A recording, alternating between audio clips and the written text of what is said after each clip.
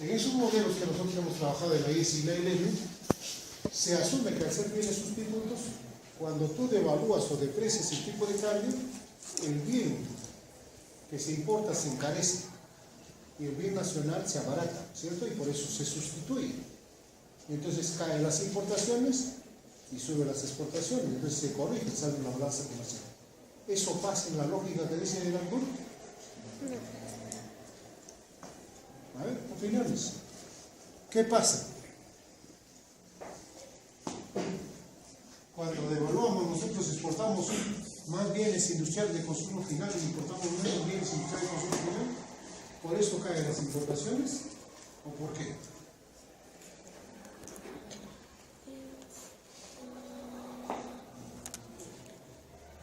A ver. Estoy en el saldo de la balanza comercial cuando se importa más bienes del exterior.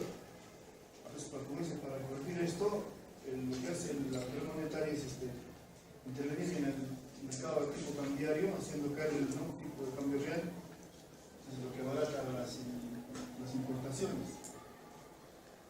Entonces, con eso ahí aplica una política monetaria restrictiva. Nuestra economía está parcialmente dolarizada. A ver, después le ponemos la parte de la dolarización. ¿Ya? Cuando hablemos del sistema financiero le vamos a poner la parte de la dolarización. Lo que quiero que ustedes entiendan bien es cuál es la lógica que está trabajando él en el comportamiento de la balanza comercial. ¿Ok? Si ustedes revisan ahí con detenimiento, lo que dice es ¿por qué se va a caer las importaciones cuando uno devalúa el tipo de cambio? No porque estás importando ningún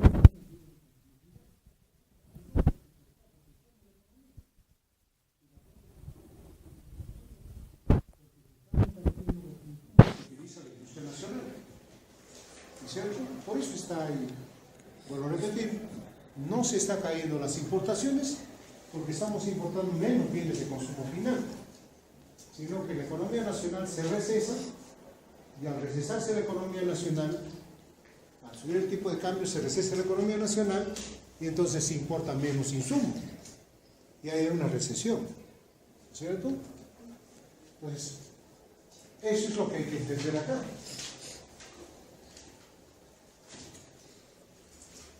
Tenemos acá de Juan 6 y hemos visto en sesiones anteriores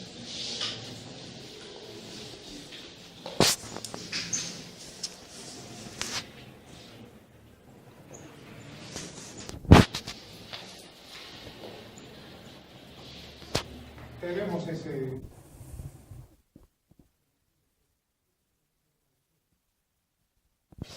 entonces, ¿qué pasa si tú ves este tipo de cambio?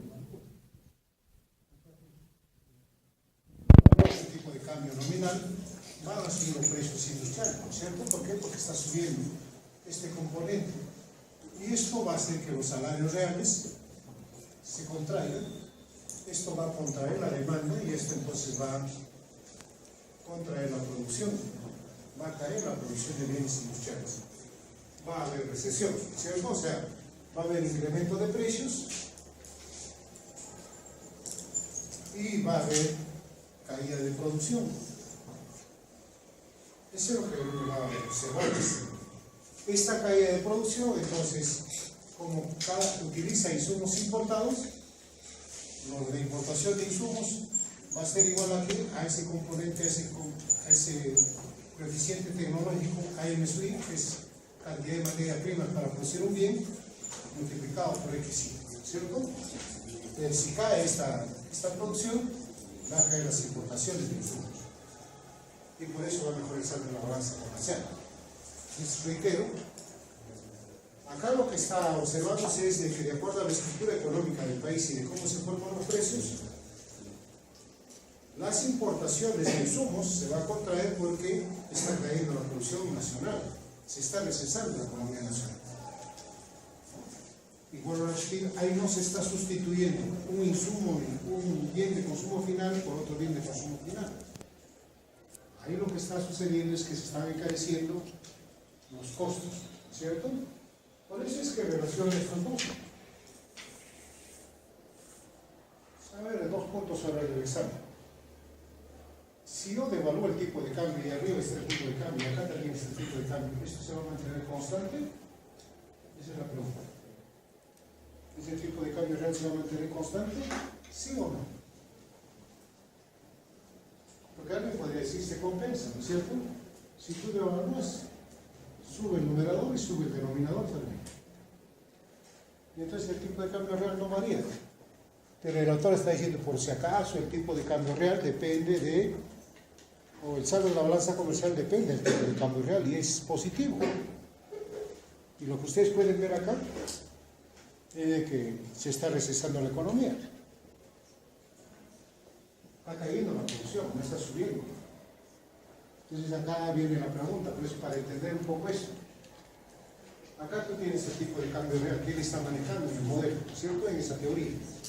Tienes el tipo de cambio nominal entre el precio industrial. Si tú devalúas, sube esto y sube esto. ¿Se mantiene constante ese tipo de cambio real? No preguntas 2 puntos sobre el examen que viene. ¿Sí o no?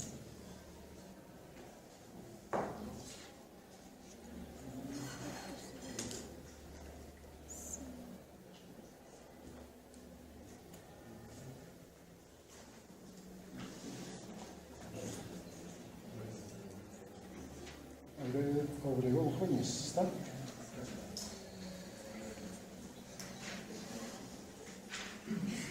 ¿Cuál es tu apreciación sobre la pregunta?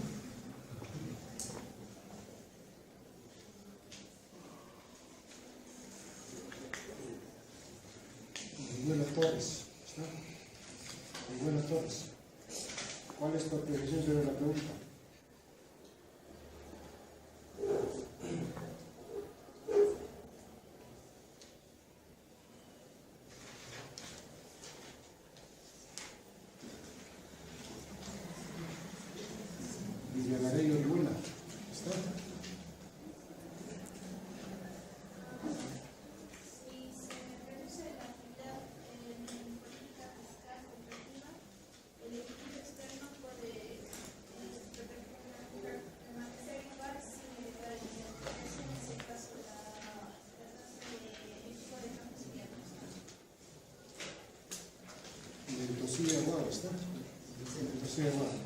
¿Estás de acuerdo con lo que dice tu colega?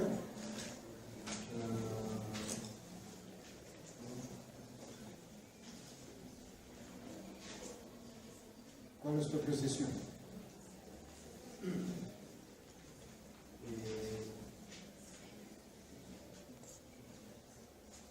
Velázquez Alboce. ¿Está? Velázquez Alboce.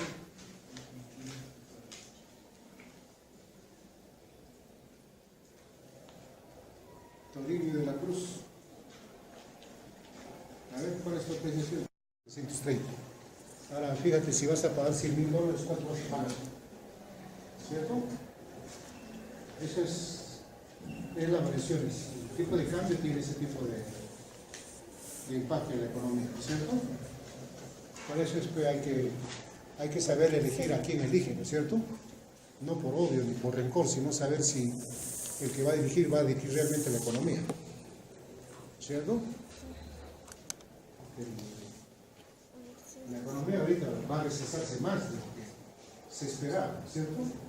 Se esperaba que se iba a recuperar después de esta podredumbre que tenemos en la expresión del presidente. La economía se va a caer.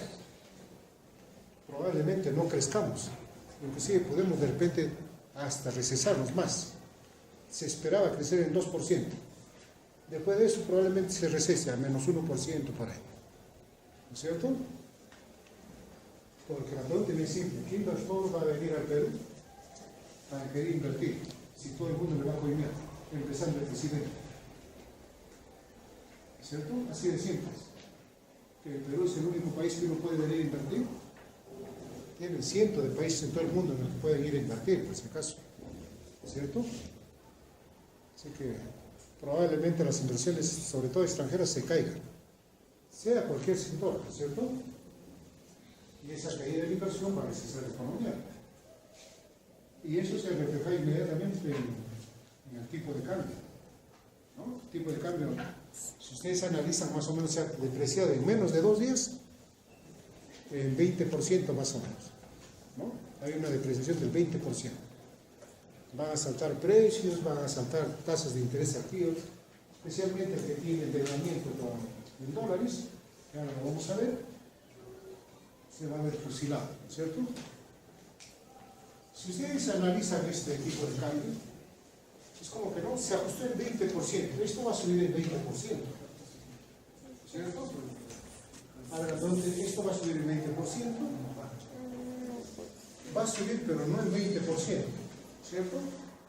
Si ustedes se acuerdan, este precio que nosotros tenemos acá, cuando lo hemos llevado a variaciones,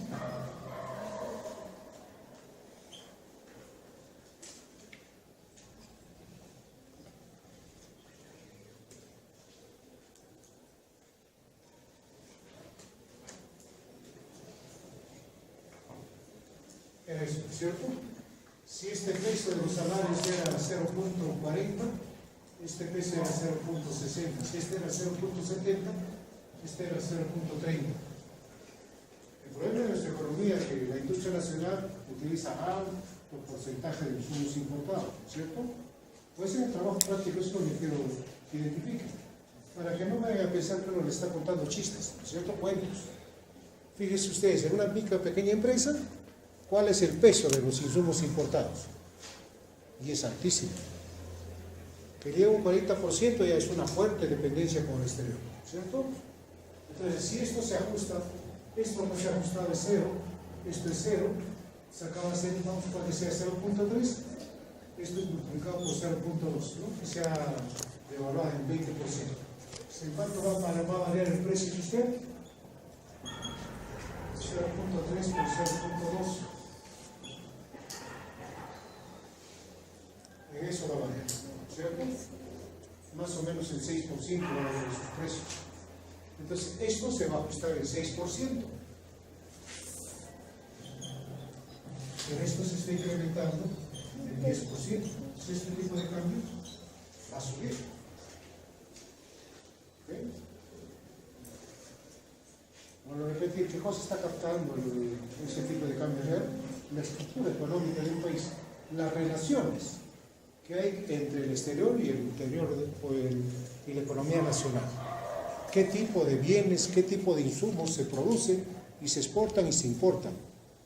O sea, no es gratuito poner cualquier supuesto, cualquier indicador, ¿no es cierto? Eso tienen ustedes. Por eso dice que el saldo en la balanza comercial en función de qué estaría, dice, de este tipo de cambio real, positivo.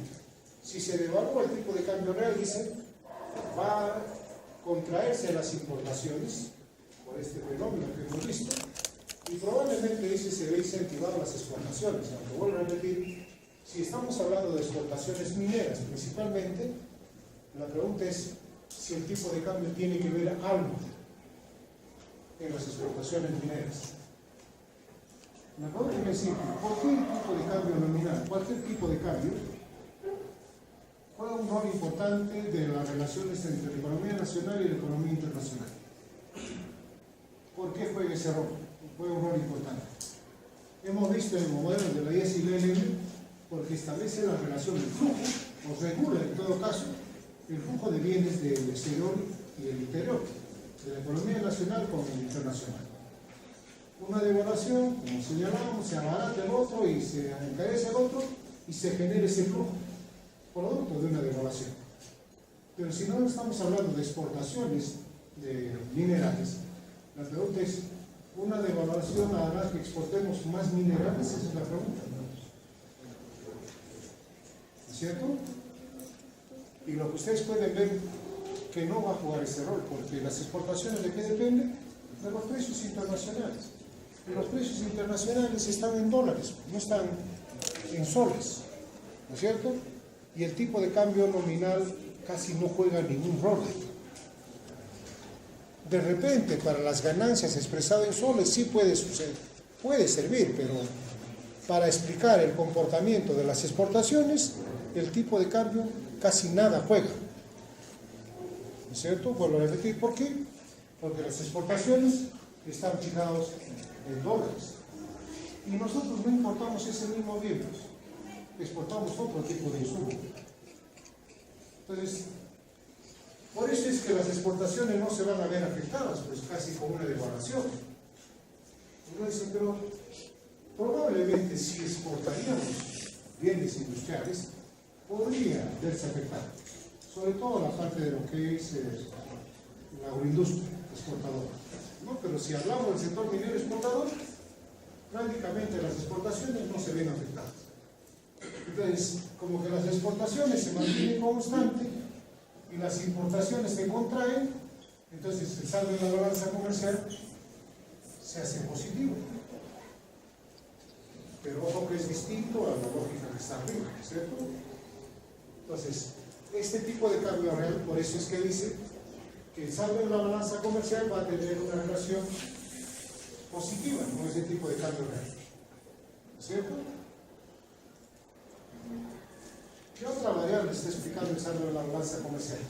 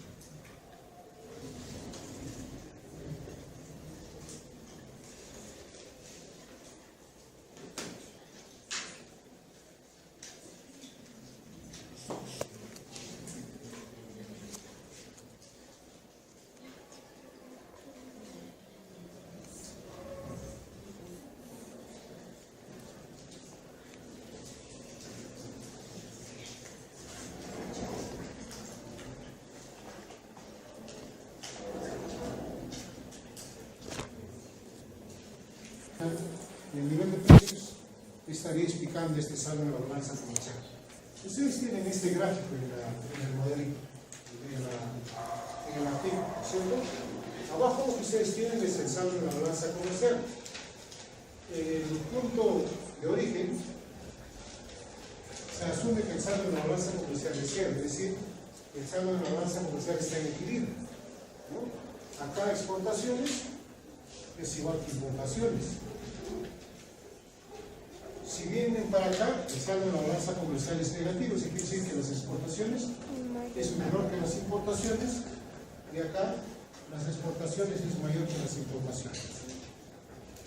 Pero ojo, de acuerdo a las características que hemos visto, ¿cierto? Tienen ahí ese tema.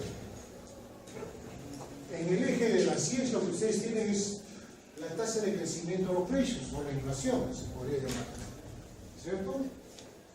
Y ahí tienen ustedes otra función que le llaman Y es cero, que estaría capturando, ¿qué cosa? Los niveles de producción en la economía.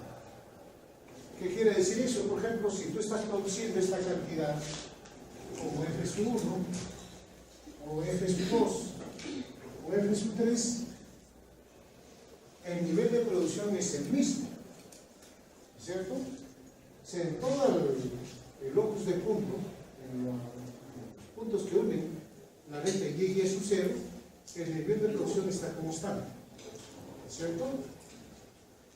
¿Cuál es la diferencia entonces? Que está relacionando niveles de producción con tasas de inflación y comenzando en la balanza comercial.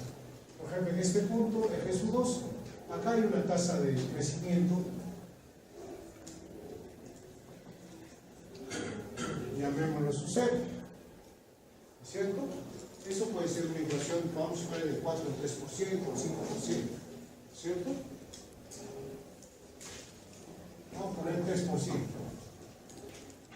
Cuando nosotros revisamos a Miskin, a Bernanke, ese es como si fuera la meta inflacionaria, ¿no es cierto? Es una inflación que la economía espera alcanzar. Pero ¿qué está sucediendo? Dice en la economía nacional, como que la economía nacional se ha ubicado en este punto. Acá tú tienes un saldo de la balanza comercial negativo. Y los niveles de inflación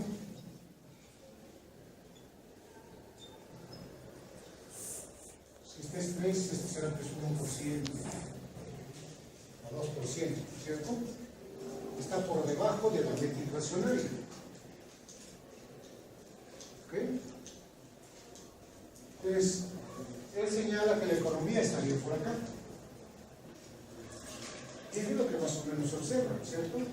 En el periodo de estudio, inclusive ustedes toman los últimos años, esta inflación inclusive es más baja en promedio. Y lo que nosotros tenemos es un saldo en la balanza comercial negativo.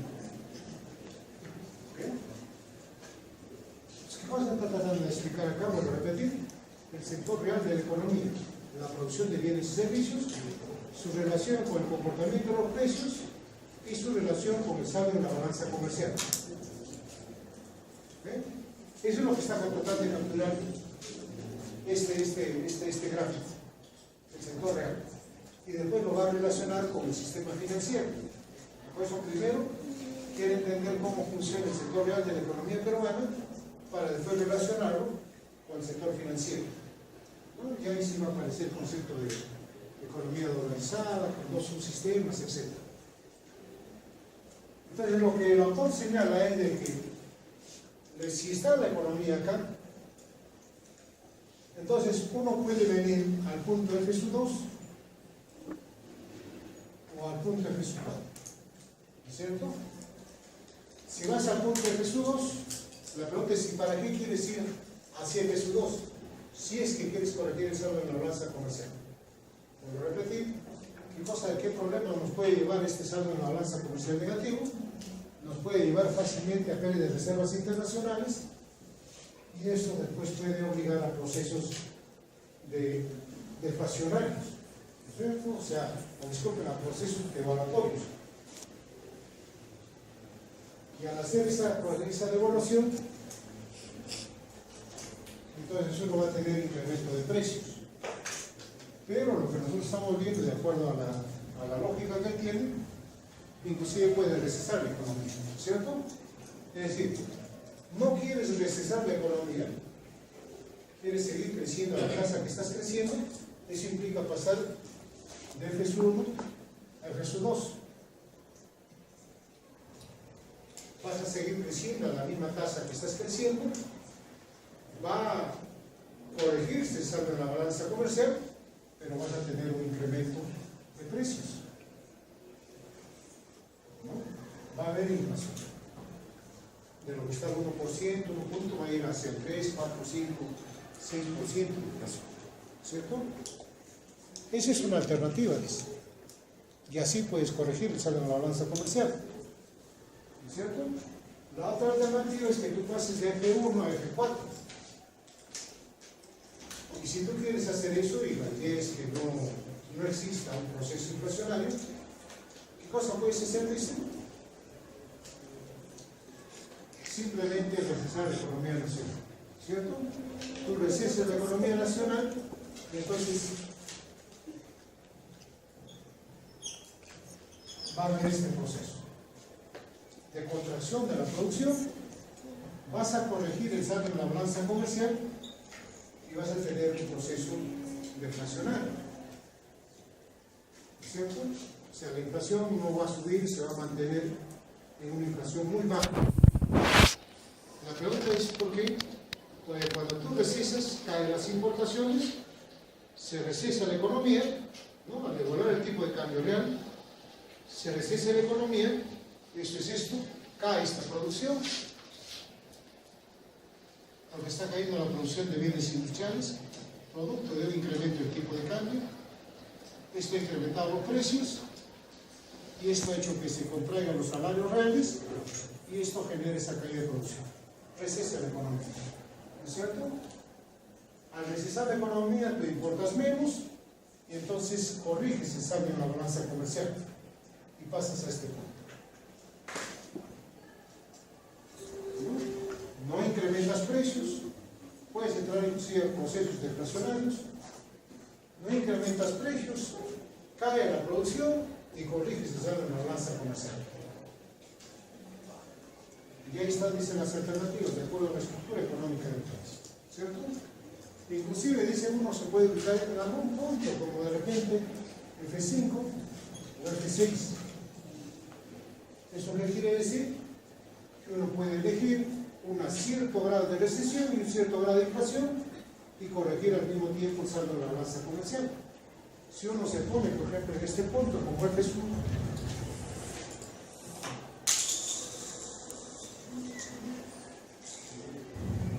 como este F sub 5, por ejemplo, se va a restringir la economía, se va a incrementar los precios, pero se va a corregir el saldo en la balanza comercial. Así que depende, dice qué es lo que uno quiere. Pero si uno quiere corregir el saldo en la balanza comercial, va a tener que elegir entre generar un proceso inflacionario y un proceso recesivo. ¿Cuál de los dos elige el gobierno? O los que están ligados en la toma de decisiones de la economía nacional, ¿cierto? Inclusive ahí uno puede hablar del gasto público, ¿cierto? ¿Qué pasaría? Uno dice, si estás en este punto, ¿no? Jesús 1, a ver, con puntos sobre el control que viene. ¿Qué pasaría por lo que ha salido Mecharao? Se ha dicho, vamos a incrementar el gasto público, vamos a generar el déficit fiscal. ¿Qué cosa se debe esperar de ese tipo de política? A ver, de acuerdo a este modelito que tienen ahí, de acuerdo a las estructuras económicas del país, ¿qué cosa deben esperar ustedes de la decisión de lo que ha hecho Mecharao? ¿Cierto? Vamos a financiar el gasto de la reconstrucción en el norte, vamos a generar un déficit fiscal inclusive, y la pregunta es cuál es el impacto que vas a tener en la economía de acuerdo a ese gráfico que tienes ahí, o de acuerdo a las estructuras, a esta primera parte que ustedes han visto en el artículo. ¿Qué debe pasar en la economía? A ver, 2 puntos sobre el examen. Inflación. ¿Habría mayor inflación necesariamente? ¿Qué cosas se mueven en el sistema? A ver. Aumenta la producción, la reducción de la balanza comercial se hace negativa.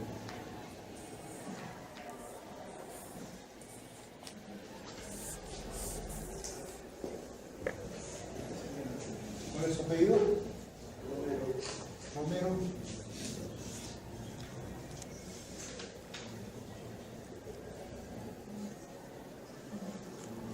Romero Salvador.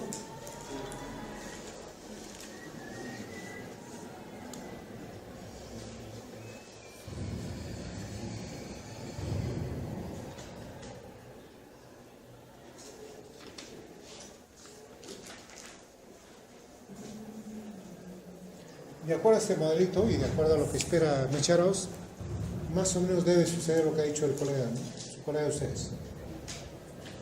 O incrementa el gasto público, va a incrementar la demanda, ¿no? Y esto puede mover,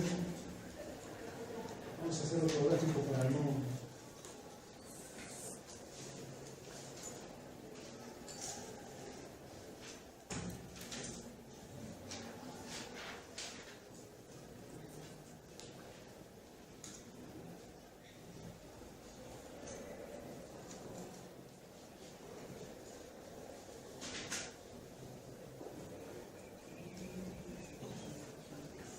De acuerdo a este modelo, a esta teoría, lo óptimo de la economía sería que se ubique en el punto de vista, ¿cierto? Un grado de inflación X, en el cual el saldo de la balanza comercial se habría corregido, ¿cierto? Habría un crecimiento sin malograr el saldo de la balanza comercial. Reitero, porque es importante ese análisis del saldo de la balanza comercial, porque saldo de la balanza comercial negativo lo que te hace perder es reservas internacionales. Y eso tarde o temprano te va a llevar a un proceso de devaluación. ¿No es cierto? Uno no puede endeudarse eternamente. Hay un límite de endeudamiento y después de eso pasa y uno tiene que devaluar el tiempo. Entonces, si uno analiza la política que está implementando de acuerdo a esta teoría, Mecharao, es que espera que crezca la economía. va a haber este desplazamiento, ¿no es cierto? ¿Esto por qué? Porque está incrementando el gasto y esto va a incrementar la demanda real y va a desplazar eso, ¿cierto? Eso es lo que se espera. La pregunta es, si no se acepta un cierto grado de inflación, es decir, si paralelo a eso no se hace una corrección del tipo de cambio, lo que ustedes pueden esperar es que el saldo en la balanza comercial salga más negativo.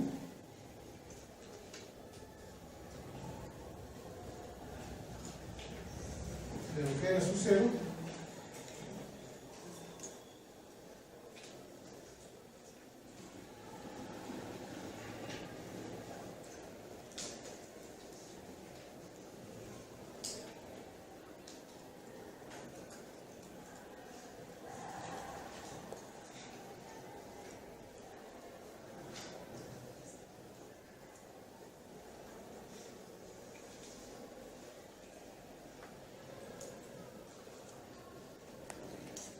podemos pasar a un punto de F1 como F5, ¿cierto? Podríamos ir a un saldo en la balanza comercial más negativo y a perder más aceleradamente reservas internacionales. O en todo caso, como ya hemos dado primeras muestras, a un mayor endeudamiento internacional. ¿En qué consiste ese endeudamiento? En colocar bonos en el exterior en dólares y con esos dólares financiar ese saldo en la balanza comercial.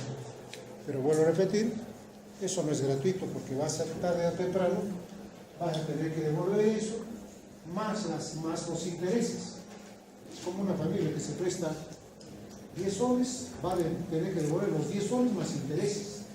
Es idéntico, no hay diferencia entre un país y una familia, ¿es cierto? Entonces vamos a tener este impacto en la economía. Si es que no quiere que haya inflación. Pero si, por ejemplo, quisiera mantener esa saldo en la balanza comercial, que ahorita creo que alcanza el 10%, si quisiera mantener este saldo, tendría que ubicarse en este punto como F6. Y eso implica entonces tener un cierto grado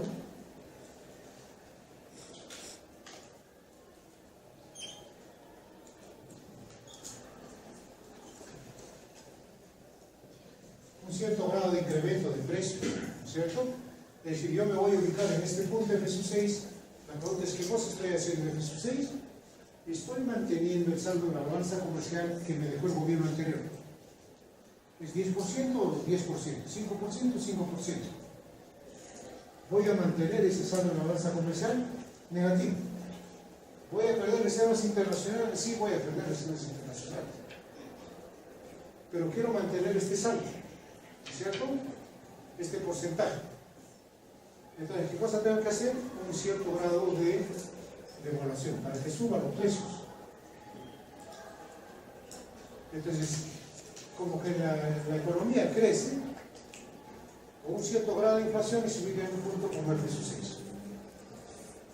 Mecha Arauz no ha dicho nada sobre los otros indicadores. Lo único que ha dicho es vamos a incrementar el gasto público y esperemos que la economía crezca y revertir el proceso de crecimiento.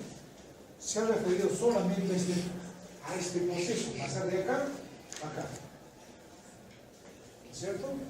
Hay que reactivar la economía, hay que volver a crecer. Eso es todo lo que ha dicho. ¿Ha dicho algún impacto sobre la inflación? No ha dicho nada. ¿Ha dicho algún impacto sobre el saldo de la balanza comercial? No ha dicho nada. El impacto sobre el déficit fiscal, dijo, se va a incrementar de lo que era el 2-3%, va a subir al 4%. ¿No es cierto? O sea, con un mayor déficit vamos a lograr eso. Entonces ahí tienen ustedes ese impacto. Eso voy a repetir. ¿A dónde se puede ubicar la economía? Por acá, por acá. Y si quisieras ubicarte acá, tendrías que pasar de este punto hasta acá.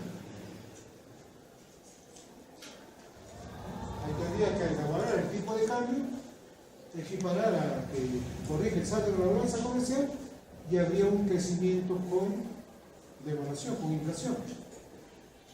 ¿Es cierto? sea, si tú te ubicas en un punto como F4, ¿qué cosa estás haciendo?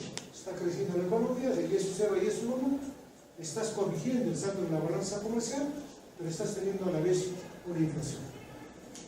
Que algunos lo quieren asociar a la curva de Phillips, ¿es cierto? Cada uno ya piensa de acuerdo a lo que mejor le parece, pero el impacto en la economía sería eso.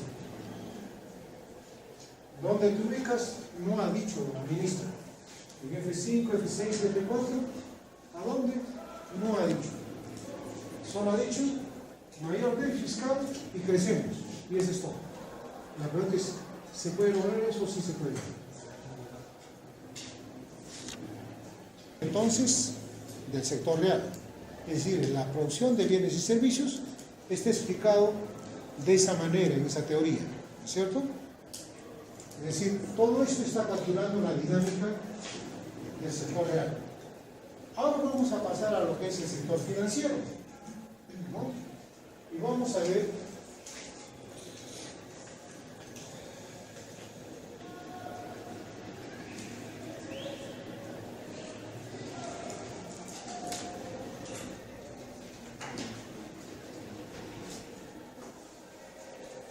porque vuelvo a repetir, este es el análisis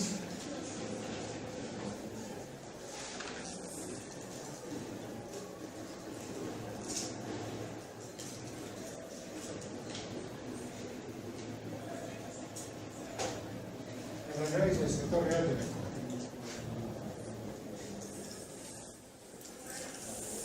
Ahora lo que vamos a analizar, vuelvo a repetir, es un poco la relación entre el sector real y el sector financiero. Y acá es lo que habla el autor de esa relación, de los canales de transmisión, ¿cierto? ¿Cuáles son los canales de transmisión que habría entre el sector financiero y el sector real? Porque pueden haber dos, dice, ¿no es cierto? Uno de ellos dice es la tasa de interés, la verdadera inversión y a través de eso el crecimiento de la economía. Y el otro es el tipo de cambio, el otro mecanismo de transmisión, ¿cierto? Y cuando tomamos el tipo de cambio, dice, se complica la vida. Porque la tasa de interés de alguna manera puede explicar la inversión, pero el tipo de cambio no estaría explicando mucho la inversión. Si hay dos canales, dice, y vuelvo a repetir lo que él señala de que el canal que no se ha analizado comúnmente es el impacto del tipo de cambio nominal.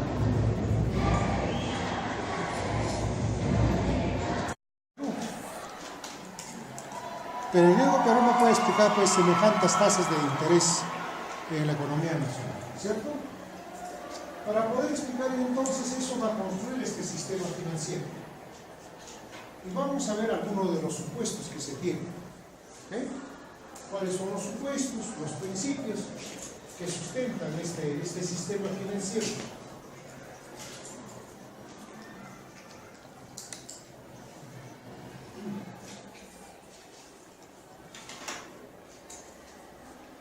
El primer supuesto que está ahí es de que prácticamente lo que tenemos es una economía dolarizada, ¿cierto? Producto de lo que nosotros hemos revisado. El proceso hiperinflacionario que ha sufrido la economía peruana y la presencia de un flujo de dólares que es no oficial, vale decir el narcotráfico, es lo que ha hecho que finalmente la economía quede dolarizada, ¿cierto? Entonces tienen acá ustedes una economía dolarizada.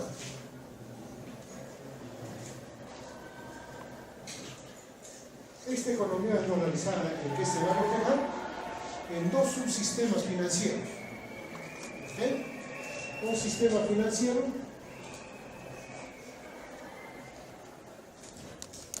basado en moneda nacional y un sistema financiero basado en moneda extranjera. Y para poder lograr esa diferencia, lo que él asume es de que hay el sistema bancario, el sistema financiero nacional, lo que va a aplicar es el riesgo cambiario. Segundo supuesto.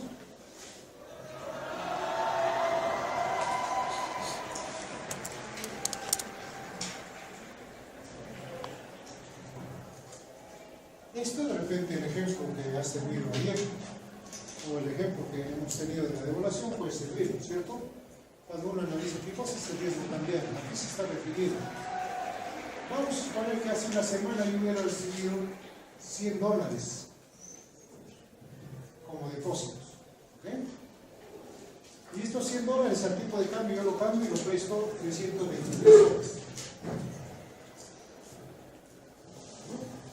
Este es el depósito que me han realizado a mí y este es el préstamo que yo voy a hacer. ¿Ok? Acá el tipo de cambio, ¿cuánto está? 3.23.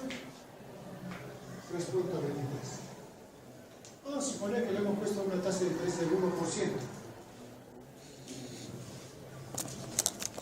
¿Ok? Es decir, vamos a ver que en una semana me va a pagar 1% la siguiente semana.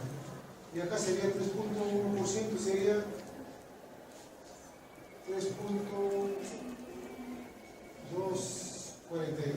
¿cierto? O sea, 324.20 me debía devolver, no me debía devolver 323 soles. ¿Ok? Al 1%. Sin embargo, ahora la devaluación está en 3.30. ¿Con estos cuántos dólares yo puedo comprar? ¿Puedo comprar $100? Para comprar $100 yo necesito 330 soles. ¿No es cierto? Con este tipo de cambio. Yo acá he comprado, lo he prestado en soles, he cobrado una tasa de interés del 1% en una semana, me va a devolver 324 y acá me falta más o menos 6 soles o 5 soles para comprar $100. Esto es lo que evita el sistema bancario. Lo que el sistema bancario hace, recibo $100 y te presto $100 y me devuelven $100 para evitar este problema. ¿Okay? Porque así se puede descapitalizar fácil el sistema financiero. Esto es lo que trata de evitar. Esto es este famoso evita el riesgo cambiario. Y al hacer esto, refuerza este sistema. O sea, nacen dos subsistemas. ¿Ok? Entonces, el riesgo cambiario tiene que ver con esa lógica, con esa noción de que uno no puede recibir depósitos en dólares y después pasarlos en soles, o a la inversa. Porque puede suceder a la inversa, por si acaso.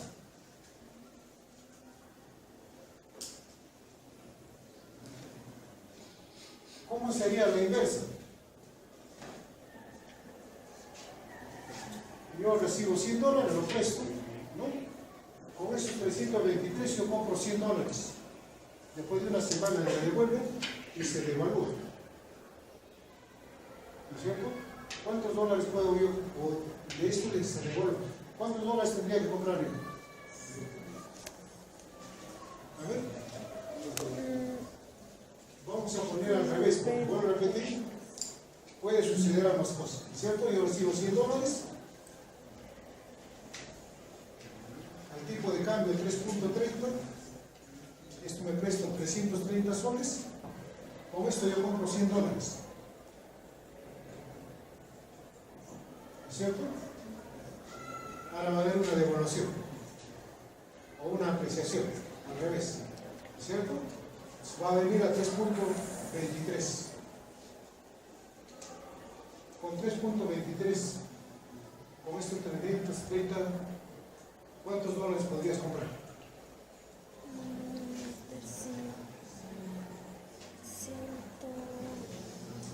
103 dólares, ¿cierto? Entonces tú ganas y le devuelves al banco más 1%, le devuelve $101. ¿Cuánto has ganado? $2.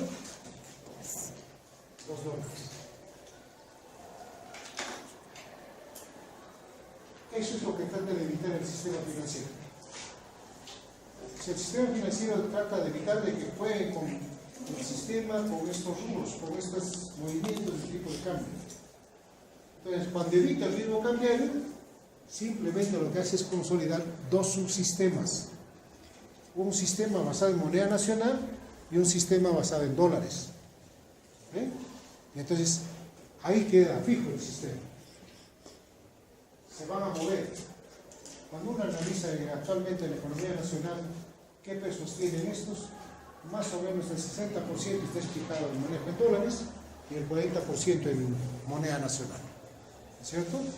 ¿Eso qué quiere decir? Que la gente sigue confiando en el dólar, ¿no? Y desconfía de la moneda nacional. Ese es el reflejo de esta estructura, porque si la gente tendría confianza en la moneda nacional, ya pues el 90% estaría en moneda nacional y 10% en moneda extranjera, ¿no es cierto? Habría ese problema. ¿Cuáles son los otros supuestos? Cuando nosotros hemos analizado, ¿se acuerdan del mercado del dinero? Habíamos supuesto que el mercado estaba de competencia perfecta. Acá los mercados son de competencia, pero no son de competencia perfecta. El mercado va a haber dos tipos de mercados.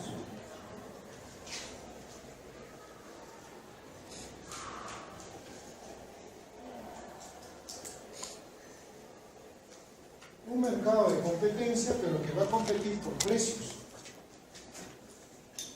¿Ok? Y eso va a ser principalmente el mercado de créditos en moneda nacional.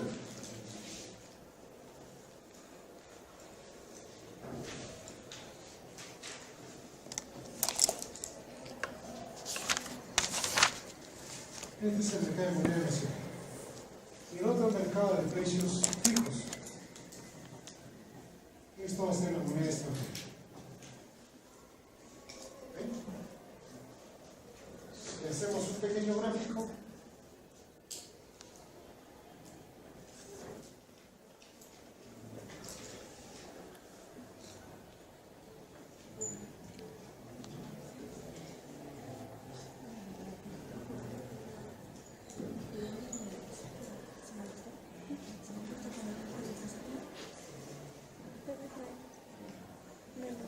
sería el mercado de créditos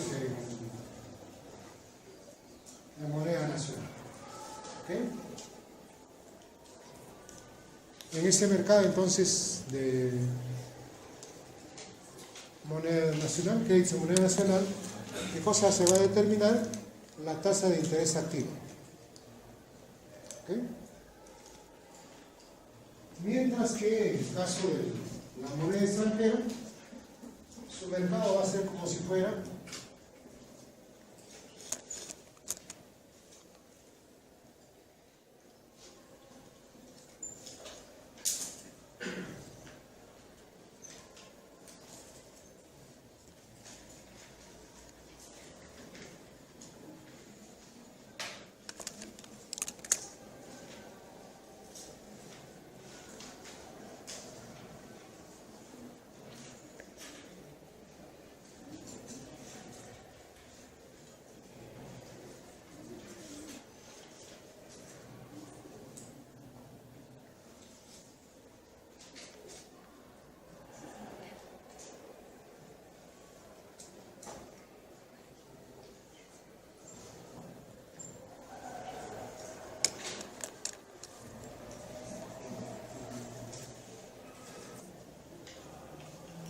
ese es el mercado de precios fijos, ¿cierto?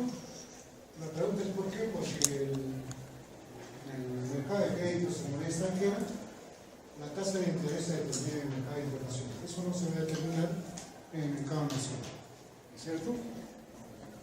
Entonces, el hecho de que se determine la tasa de interés activa en moneda extranjera sea igual a la tasa de interés internacional, prácticamente se fija este precio en la economía internacional. Entonces, cualquier movimiento de la demanda se va a ajustar por cantidades, no el precio, ¿cierto? Salvo que se mueva el precio internacional. Pero cualquier incremento de la demanda, ¿no? Estos créditos de la demanda de créditos en moneda extranjera, cualquier incremento de la demanda de créditos en moneda extranjera se va a ajustar por cantidades, no por precios. ¿Okay? Cosa que no sucede en el caso de la economía nacional con la moneda nacional. Si en el caso de la moneda nacional se incrementan los créditos en moneda nacional, lo que se va a ajustar son precios y no tanto la oferta, ¿cierto? Ahorita vamos a ver cuáles son las características de cada uno de estos. Cuando ustedes se acuerdan, han revisado a Piero Garinelli, cuando hablaba de lo que es la oferta de créditos que el sistema podría dar,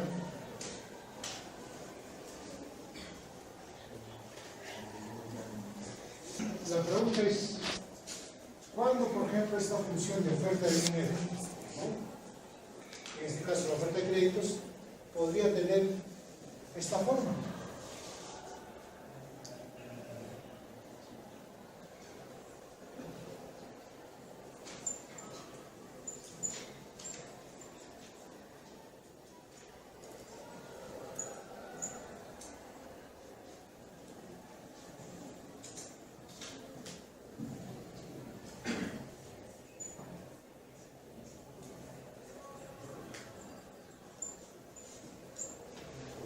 ¿Cuándo podría tener esta forma? ¿Cierto? O sea, la oferta tendría esta forma. Porque hay un supuesto ahí que está, ¿cierto? Un supuesto que es fuerte. En el modelo que está trabajando Skybank, cuando hace este tipo de supuesto, lo que está suponiendo es que esta oferta de créditos en moneda nacional están dependiendo exclusivamente de los depósitos que los agentes económicos nacionales realizan en el sistema, ¿no? Los depósitos son los que sirven para explicar esa oferta. Pero Piero Garinelli decía, ¿qué sucedería si el capital financiero tendría sus propios fondos y no dependería solamente de los depósitos? Entonces tendría esta forma. Inclusive llega al extremo de decir que tendría esta forma, ¿cierto? Porque dice el sistema financiero, el capital financiero, podría colocar créditos conforme se expande la demanda, pero con fondos del propio sistema financiero. Es como que si fuera su propio capital del sistema financiero. Si hay eso, dice, entonces esta oferta de créditos en moneda nacional va a tener esta forma. Si hay limitaciones, va a tener esta forma. Pero sea esta, cualquiera de estos dos, ¿qué cosa implica? De que el capital financiero tiene un fondo que puede prestar, no depende exclusivamente de los depósitos que el público realiza en el sistema financiero. ¿Okay? Entonces, hay una diferencia entre este modelito de acá y este modelo. Este modelo ustedes lo han revisado, podemos hablar de las notas de consumo e inversión de Piero Garinelli, ¿no es cierto? De las nuevas notas y las notas de consumo. Ahí hace esta explicación de ello, ¿no? Entonces,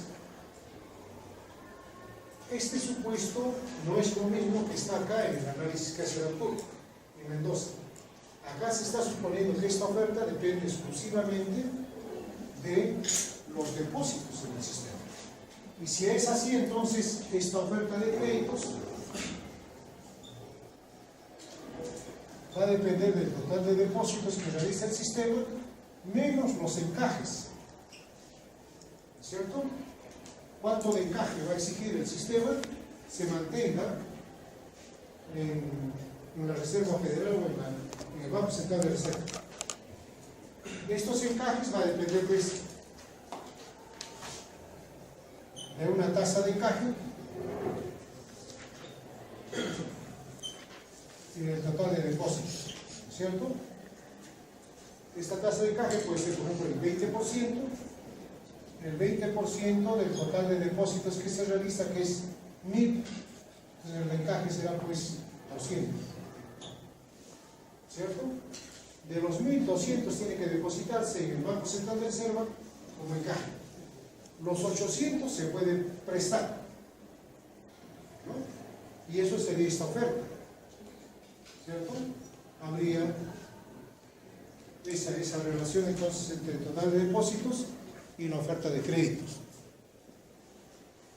Sin embargo, acá necesita incorporar otra variable en el análisis, ¿no?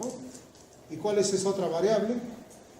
Las políticas de estabilización que hace el gobierno central. Ya hemos visto en qué consisten esas políticas, ¿cierto? Esas políticas consisten en colocar bonos y retirar a cambio dólares. Y esos dólares incrementan las reservas internacionales. La pregunta que uno se hace es, ¿estos bonos con quién compiten? Y va a competir con estos depósitos. Por eso es que acá hay que restarle los bonos nacionales, el valor de los bonos nacionales. Es decir, acá hay 1.000 soles que se puede depositar en el banco o yo puedo comprar bonos. Uno de los dos hay. ¿Cierto? Si un individuo toma la decisión de comprar bonos, entonces se va a reducir esta oferta de créditos. Acá lo que hay que tomar en cuenta, vuelvo a repetir, ¿qué cosa es? Estamos relacionando las políticas de esterilización con la dinámica del sistema financiero que se sustenta en moneda nacional. ¿Okay? Si esta oferta de créditos en moneda nacional va a depender del total de depósitos que recibe el sistema y de la cantidad de bonos que coloque el sistema, pero reduciendo esos depósitos. Compiten los depósitos con los bonos. Entonces la pregunta es, ¿y cómo el Banco cómo el gobierno central o el Banco Central de Reserva logra colocar los bonos? Es que paga tasas de interés superior a lo que paga el sistema financiero. El sistema financiero te ofrece 1% al año y el gobierno central te ofrece 5% al año. 5 veces más y listo. Tú cambias en vez de depositar en el banco, le compras el bono al gobierno. ¿Y eso qué cosa va a generar? Una contracción de la oferta monetaria o de la oferta de créditos en moneda nacional. Si vamos a un gráfico,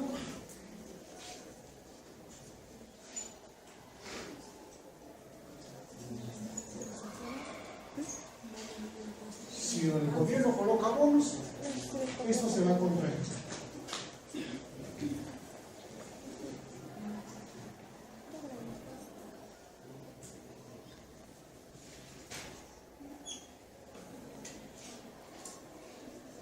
Va a haber esa contracción, ¿cierto? Y si ustedes acá tienen la demanda de créditos,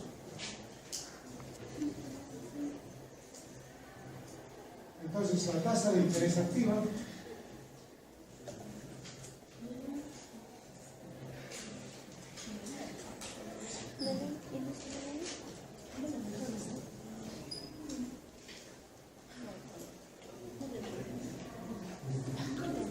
se va a incrementar esa tasa de interés activa. O sea, lo que ustedes pueden ver en este modelito es de que la política de esterilización no solamente termina incrementando una deuda interna cada vez más grande en el sistema, sino termina impactando en altas tasas de interés en el mercado nacional, en moneda nacional. ¿Okay? Entonces, este mercado de créditos en moneda nacional va a tener esa característica. Es un mercado de precios fijos o de precios flexibles. Va a depender de la cantidad de depósitos que realizan. Por repetir, acá es como que se estaría asumiendo que el sistema financiero no tiene un capital para colocar en el sistema, ¿cierto? Todos los créditos están dependiendo de los depósitos que realice el público de moneda nacional en el sistema financiero.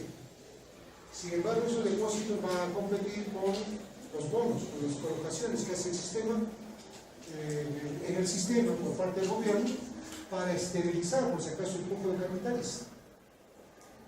¿Cierto? O sea, no coloca por colocar, sino va a colocar para esterilizar ese flujo de capitales. Y al esterilizar ese flujo de capitales, entonces va a tener un impacto sobre la oferta, contrayendo esa oferta.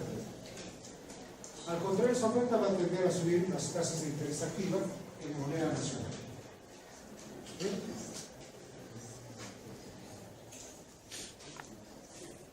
Sin embargo, este impacto va a tener, o este incremento en las tasas de interés activa en moneda nacional va a tener un impacto sobre el mercado de créditos en moneda extranjera.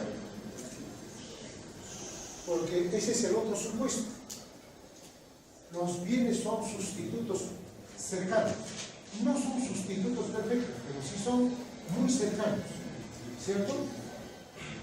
Entonces, ¿qué pasa cuando la tasa de interés en moneda nacional, de los créditos en moneda nacional se elevan? Se va a incrementar la demanda de créditos en moneda extranjera. Esta demanda se va a incrementar, ¿cierto? Vuelvo a repetir, ¿producto de qué? De que esto se está incrementando la tasa de interés activa en moneda nacional. Y al incrementarse eso, entonces, ¿qué cosa va a generar? Un mayor flujo de capitales. De lo que inicialmente el flujo de capitales era el FSUK0, se va a incrementar el FSUK1. Porque va a atraer más capital. La tasa de rendimiento en el país es más alta que en el exterior. Van a venir. ¿Ok?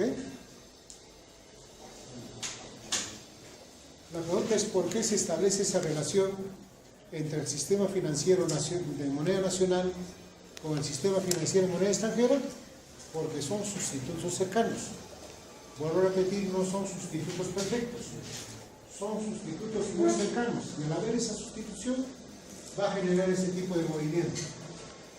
Y al incrementarse esta demanda, entonces, como este es un mercado de precios fijos, reiteramos por qué es un mercado de precios fijos, porque se determina la tasa de interés en el mercado internacional. Al ser un mercado de precios fijos, entonces cualquier incremento de demanda se va a ajustar por flujos de capital del exterior. Y la pregunta es, ¿cómo se genera este flujo ahora? Cuando ustedes recuerdan, hemos visto el modelo de la IS y la LM. En el modelo de la IS y la LM, cuando uno analizaba estos flujos de capitales, estaban sustentados principalmente en el rendimiento de los bonos nacionales y los bonos del exterior, ¿cierto? Cuando los bonos nacionales incrementaban su rendimiento, entonces como que se deshacían del bono del exterior y eso generaba un flujo de capitales hacia el país. Acá la lógica es distinta, por si acaso. Acá el supuesto cambia. Acá el supuesto está de que este flujo de capitales lo genera el mismo sistema financiero. Vale decir, el banco de crédito, el banco de Interbank, el BBV, etc. Esos bancos lo que van a tener son préstamos del exterior. Van a captar préstamos y van a traer al país. Y con eso van a generar este flujo de capitales. Y ese es el movimiento que se va a generar en la economía nacional. ¿Cierto? Entonces, si ustedes analizan la lógica que tiene el modelo de la IS y la LM respecto a lo que es el flujo de capitales y relacionan con lo que acá tiene el flujo de capitales, acá está relacionado con el grado de endeudamiento que puede tener el sistema financiero nacional con el exterior. Entonces hay que analizar un poco este mercado. ¿Cuáles son los supuestos de este mercado? ¿Cierto? ¿Cuáles son las características de ese mercado? Habíamos señalado que el primer supuesto es entonces es un mercado de precios fijos. Se va a ajustar exclusivamente por cantidades. Sin embargo, este mercado tiene dos fuentes de financiamiento de la oferta de crédito, ¿cierto? Pero hay dos fuentes de financiamiento. Uno con fondos nacionales, es decir, esta oferta de créditos se financia con los depósitos en dólares que el público realiza en la economía nacional. Yo hago depósitos en dólares y con eso presta el sistema en dólares. Y entonces genera esta oferta.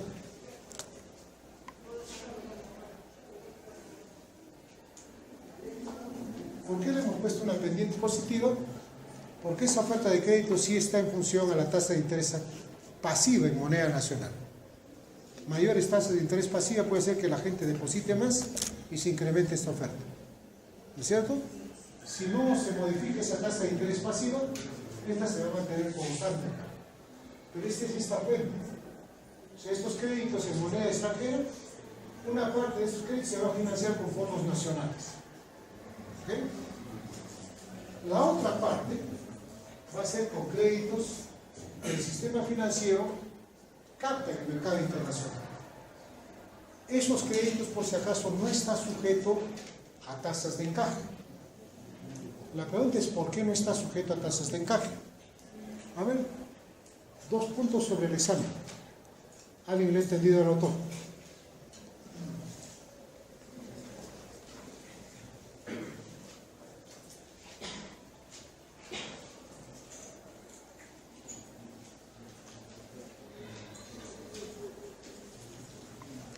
Yo lo que le estaba preguntando es, por ejemplo, cuando se habla de estos fondos, de esta oferta de créditos en moneda nacional,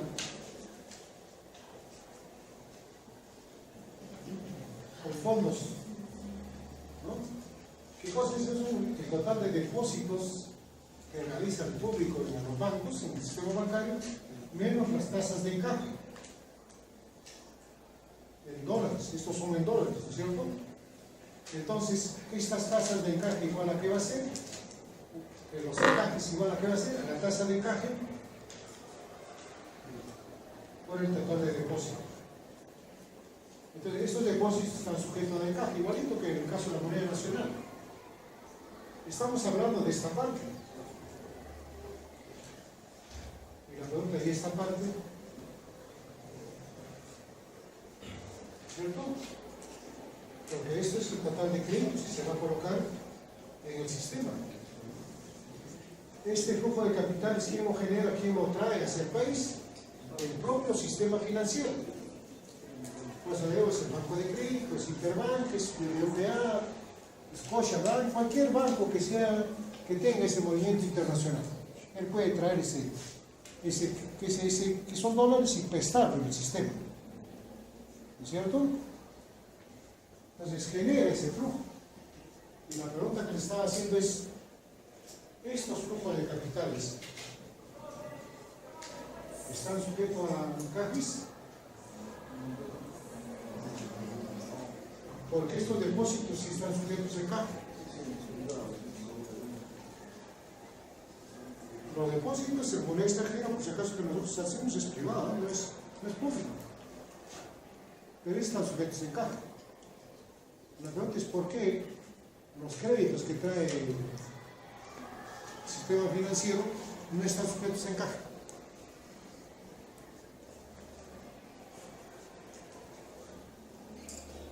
A ver, 2 puntos sobre el examen.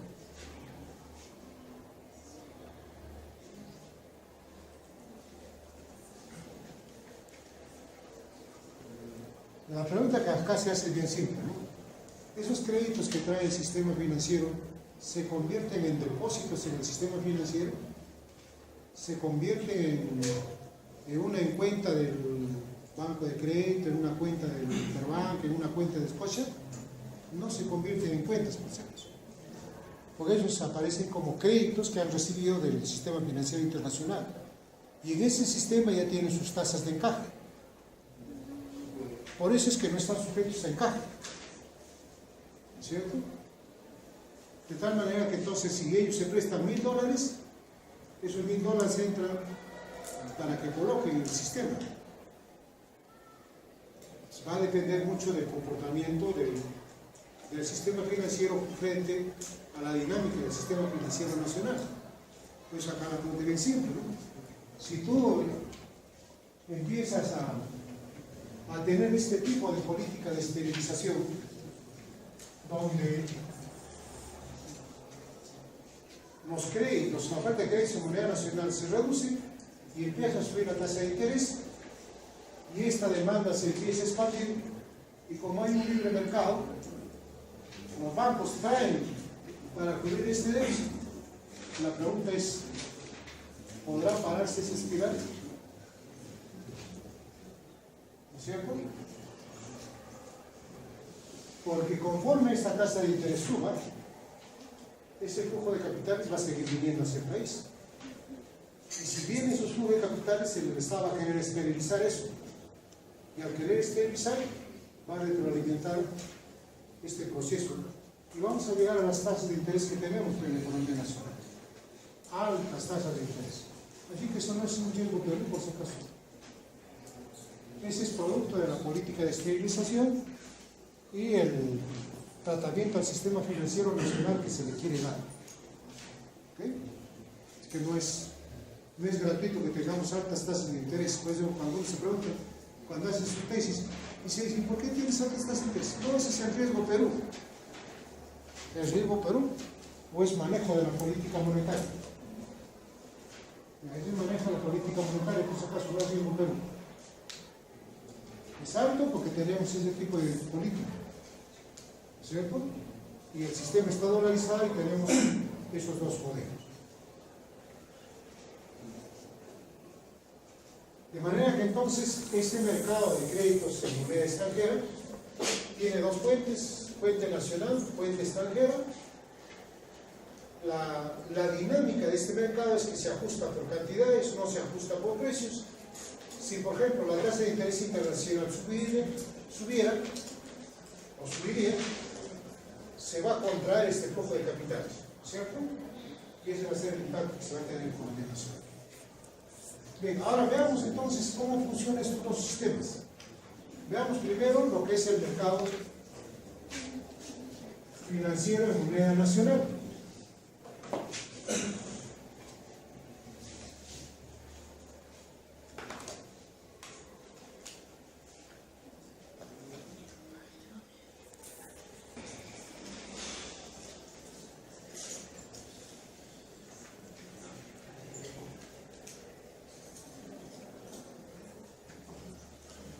Moneda nacional.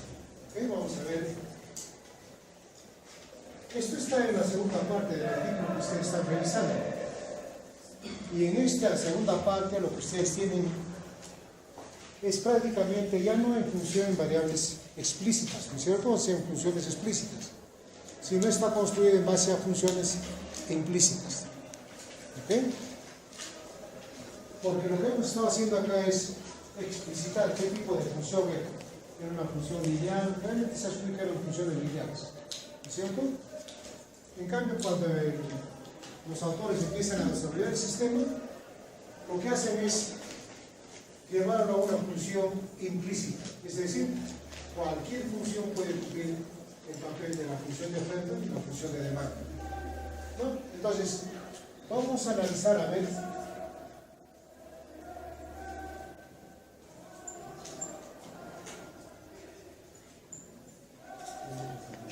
¿qué variables estarían explicando la demanda de créditos en moneda nacional?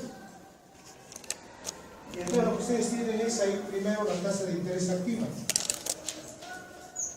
en moneda nacional.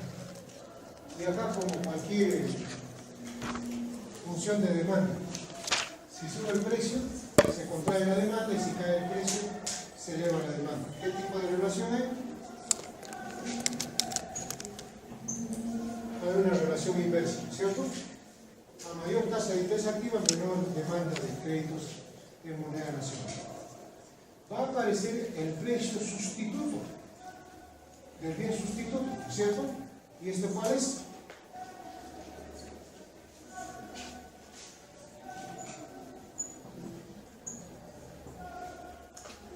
¿Qué es la tasa de interés activa en moneda extranjera? ¿Cierto? Hemos señalado que los créditos de moneda nacional y los créditos de moneda extranjera son sustitutos cercanos. Entonces, hay una relación directa. ¿Qué pasa si se elevan las tasas de interés en moneda extranjera? Al encarecerse eso, se va a contraer la demanda de moneda extranjera, de créditos en moneda extranjera, y se va a incrementar la demanda de créditos en moneda nacional. ¿No es cierto? Esa es la otra relación. Aparece un tipo de cambio esperado, una tasa de cambio esperado. ¿Okay? Hay una tasa de cambio esperado. Esta tasa de cambio esperado va a relacionar el tipo de cambio esperado menos el tipo de cambio de mercado. Va a relacionar esos dos, ¿no es cierto? Ahí nuevamente aparece el tipo de cambio esperado Ese tipo de cambio esperado se puede formar por expectativas adaptativas, expectativas regresivas y expectativas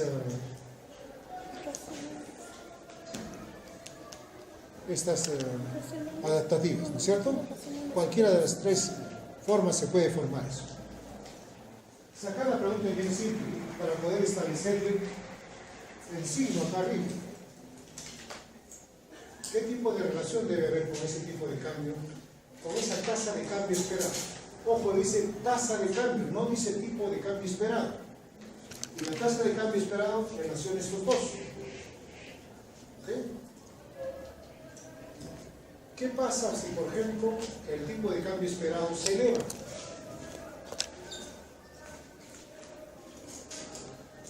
¿Qué pasaría con los créditos en moneda nacional? Con la demanda de créditos en moneda nacional. ¿A ver?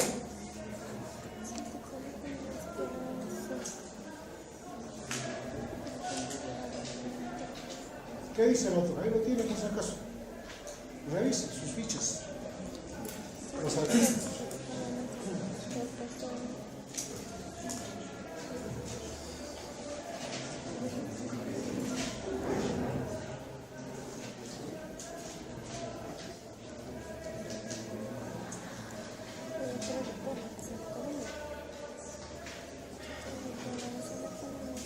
Si sube el tipo de cambio esperado, ¿ustedes creen que se demandarían más o menos créditos en moneda nacional? ¿Qué pasa si yo espero que este fin de año yo me voy a prestar $10,000 para comprar un carro y lo voy a pagar al final del año y espero que el tipo de cambio suba? Y yo tengo la posibilidad de comprar en dólares ahora o comprar en soles. El tipo de cambio es 3.30, 33.000 soles o $10,000. ¿En qué vendemos? ¿En dólares o en soles?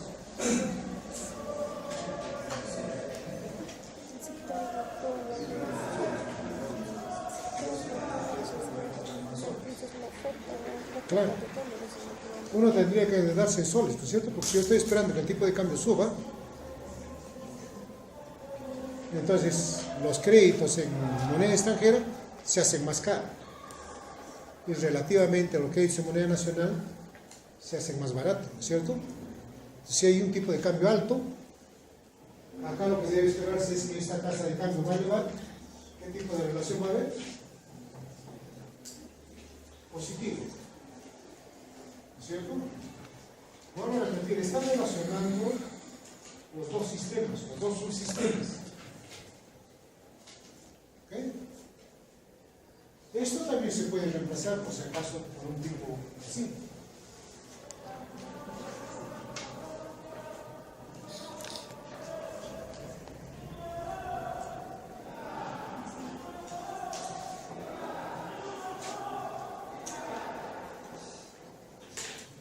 ¿No es cierto? Lo único que he hecho es desagregar la tasa de cambio en el tipo de cambio esperado y el tipo de mercado.